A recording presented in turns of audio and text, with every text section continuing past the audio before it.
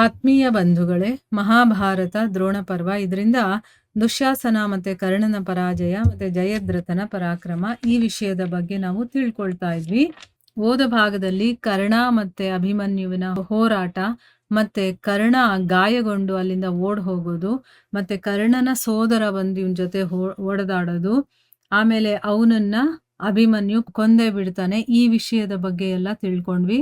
ಎಲ್ಲರ ಜೊತೆನೂ ಕೂಡ ಅವನು ತುಂಬಾ ಧೀರತೆಯಿಂದ ಯುದ್ಧ ಮಾಡ್ತಾ ಇದ್ದಾನೆ. ಅವನ ಮುಂದೆ ಯಾರೂ ನಿಲ್ಲೋದಕ್ಕೆ ಆಗ್ತಾ ಇಲ್ಲ. ಆದ್ರೆ ಸಿಂಧೂ ರಾಜ ಜಯದ್ರಥನನ್ನ ಬಿಟ್ರೆ ಬೇರೆ ಯಾರೂ ನಿಲ್ಲಕ್ಕಾಗ್ತಾ ಇಲ್ಲ. ಆ ರೀತಿ ಅವನು ಯುದ್ಧ ಮಾಡ್ತಾ ಇದ್ದಾನೆ. ಹೇಗ್ ಕಾಣಿಸ್ತಾ ಇದ್ದ ಅವನು ಅಂತಂದ್ರೆ, ಹುಲ್ಲುಗಳ ಮೆದೆಯಲ್ಲಿ ಪ್ರಜ್ವಲಿತವಾದಂತ ಅಗ್ನಿಯ ಹಾಗೆ ಅವನು ಕಾಣಿಸ್ತಾ ಇದ್ದ, ವ್ಯೂಹದ ಮಧ್ಯದಲ್ಲಿ ನಿಂತ್ಕೊಂಡು ಅಂತ ತಿಳ್ಕೊಂಡಿದ್ವಿ.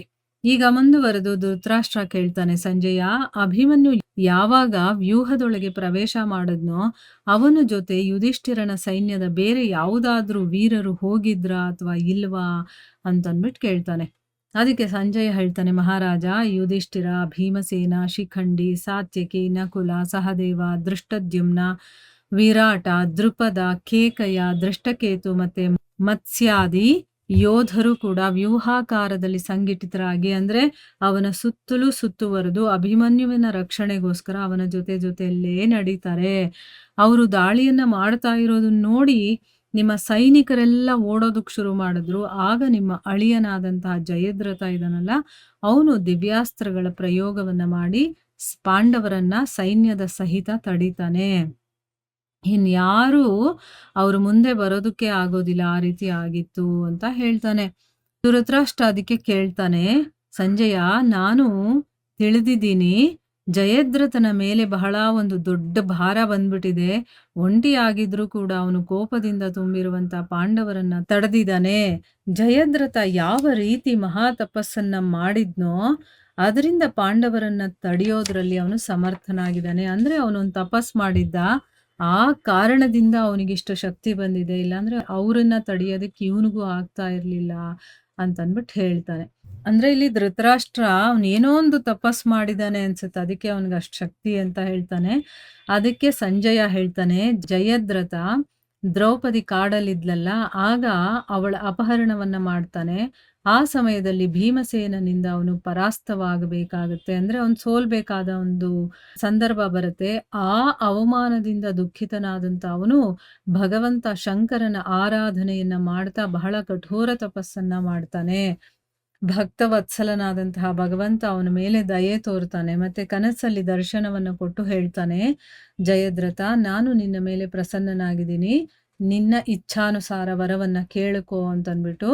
ಆಗ ಅವನು ಪ್ರಣಾಮಗಳನ್ನ ಮಾಡಿ ಹೇಳ್ತಾನೆ, ನಾನು ಒಬ್ಬನೇ ಇಡೀ ಪಾಂಡವರನ್ನ ಯುದ್ಧದಲ್ಲಿ ಗೆಲ್ಲಬೇಕು ಅಂತ ನನಗಿಷ್ಟ ಅಂತ ಕೇಳ್ಕೊಳ್ತಾನೆ.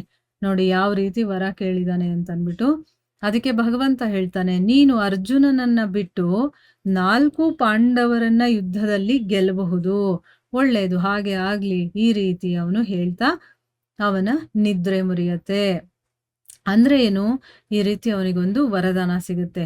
ಆ ವರದಾನದಿಂದ ಮತ್ತೆ ದಿವ್ಯಾಸ್ತ್ರದ ಬಲದಿಂದಾನೇ ಜಯದ್ರಥ ಒಬ್ಬನೇ ಇದ್ರೂ ಕೂಡ ಪಾಂಡವ ಸೈನ್ಯವನ್ನ ಮುಂದೆ ಬರೋದಕ್ಕೆ ಬಿಡ್ಲಿಲ್ಲ. ಅವನು ಪ್ರತ್ಯಂಚದ ಟಂಕಾರವಾಗುತ್ತಾನೆ. ಶತ್ರುವೀರರ ಮೇಲೆ ಭಯ ಆವರಿಸ್ಕೊಳ್ಳುತ್ತೆ, ಮತ್ತೆ ನಿಮ್ಮ ಸೈನಿಕರಿಗೆ ಬಹಳ ಹರ್ಷವಾಗತ್ತೆ. ಅಂದ್ರೆ ಅವನಿರೋದ್ರಿಂದ ಈಗ ಇವ್ರಿಗೆಲ್ಲ ಸಂತೋಷ. ಆ ಸಮಯದಲ್ಲಿ ಎಲ್ಲ ಭಾರವು ಕೂಡ ಜಯದ್ರಥನ ಮೇಲೆ ಬಿದ್ದಿರೋದನ್ನ ನೋಡಿ ನಿಮ್ಮ ಕ್ಷತ್ರಿಯ ವೀರರು ಕೋಲಾಹಲವನ್ನ ಮಾಡ್ತಾ ಯುಧಿಷ್ಠಿರನ ಸೈನ್ಯದ ಮೇಲೆ ಎರಗುತ್ತಾರೆ. ಅಭಿಮನ್ಯು ವ್ಯೂಹದ ಯಾವ ಭಾಗವನ್ನ ಮುರಿದಿದ್ನೋ ಅದನ್ನ ಜಯದ್ರಥ ಮತ್ತೆ ಯೋಧರಿಂದ ತುಂಬುತ್ತಾನೆ. ಆಮೇಲೆ ಅವನು ಸಾತ್ಯಕಿಗೆ 3, ಭೀಮಸೇನನಿಗೆ 8, ದೃಷ್ಟದ್ಯುಮ್ನನಿಗೆ 60 ಮತ್ತು ವಿರಾಟನಿಗೆ 10 ಬಾಣಗಳನ್ನ ಹೊಡಿತಾನೆ. ಇದೇ ರೀತಿ ದೃಪದನಿಗೆ 5, ಶಿಖಂಡಿಗೆ 7, ಕೇಕಯ ರಾಜಕುಮಾರರಿಗೆ 25, ದ್ರೌಪದಿಯ ಪ್ರತಿಯೊಬ್ಬ ಮಗನಿಗೂ 3 ಮತ್ತು ಯುಧಿಷ್ಠಿರನಿಗೆ 70 ಬಾಣಗಳನ್ನ ಹೊಡಿತಾನೆ. ಜೊತೆನಲ್ಲಿ ಬೇರೆ ಯೋಧರಿಗೂ ಕೂಡ ಬಾಣಗಳ ಭಾರೀ ಮಳೆಯಿಂದ ಹಿಂದೆ ಸರಿಸ್ತಾನೆ. ಅವನ ಈ ಕೆಲಸ ಬಹಳ ಅದ್ಭುತವಾಗಿತ್ತು. ಆಗ ರಾಜ ಯುಧಿಷ್ಠಿರ ನಗನಗುತ್ತಾ ಒಂದು ತೀಕ್ಷ್ಣ ಬಾಣದಿಂದ ಜಯದ್ರಥನ ಧನಸ್ಸನ್ನ ಕತ್ತರಿಸ್ತಾನೆ. ಜಯದ್ರಥ ರೆಪ್ಪೆ ಹೊಡೆಯೋಷ್ಟ್ರಲ್ಲೇನೆ ಇನ್ನೊಂದು ಧನಸ್ಸನ್ನ ತಗೊಂಡು ಯುಧಿಷ್ಠಿರನಿಗೆ 10 ಮತ್ತೆ ಇನ್ನು ಬೇರೆ ಯೋಧರು ಇರ್ತಾರಲ್ಲ ಅವರಿಗೆಲ್ಲ 3 ಬಾಣಗಳಿಂದ ಹೊಡಿತಾನೆ. ಅವನ ಕೈಚಳಕವನ್ನ ನೋಡಿ ಭೀಮಸೇನ 3 ಬಾಣಗಳಿಂದ ಅವನ ಧನಸ್ಸು, ಧ್ವಜ ಮತ್ತೆ ಚಕ್ರವನ್ನ ಕತ್ತರಿಸಿ ಬೀಳಿಸ್ತಾನೆ. ಜಯದ್ರಥ ಮತ್ತೆ ಇನ್ನೊಂದು ಧನಸ್ಸನ್ನ ಎತ್ಕೊಳ್ತಾನೆ. ಮತ್ತೆ ಅದರ ಪ್ರತ್ಯಂಚವನ್ನ ಏರಿಸಿ ಭೀಮನ ಧನಸ್ಸು, ಧ್ವಜ ಮತ್ತೆ ಕುದುರೆಗಳ ಸಂಹಾರವನ್ನ ಮಾಡ್ತಾನೆ.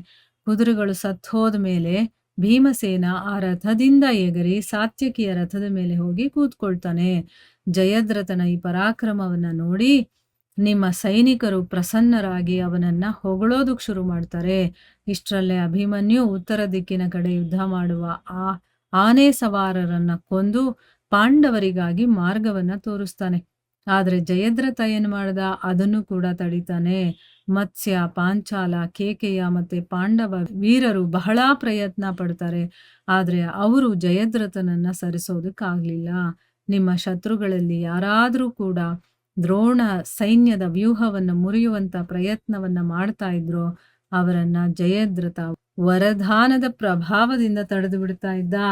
ಯಾಕಂದ್ರೆ ಶಿವ ಅವನಿಗೆ ಅಷ್ಟು ಶಕ್ತಿಯನ್ನ ಕೊಟ್ಟಿರ್ತಾನೆ. ಅದರಿಂದ ಅವನು ಪಾಂಡವರು ಎಲ್ಲರನ್ನೂ ಗೆಲ್ಬೇಕು ಅಂತ ಹೇಳಿರ್ತಾನಲ್ಲ, ಸೊ ಆ ಒಂದು ದಿನದ ಮಟ್ಟಿಗೆ ಅವನಿಗೆ ಅಷ್ಟು ಶಕ್ತಿ ಇರುತ್ತೆ. ಅದರಿಂದ ಅವನು ಎಲ್ಲರನ್ನೂ ತಡಿತಾ ಇದ್ದ. ಇಲ್ಲಿಗೆ ನಾವು ನಿಲ್ಸೋಣ. ಹರೇ ಕೃಷ್ಣ.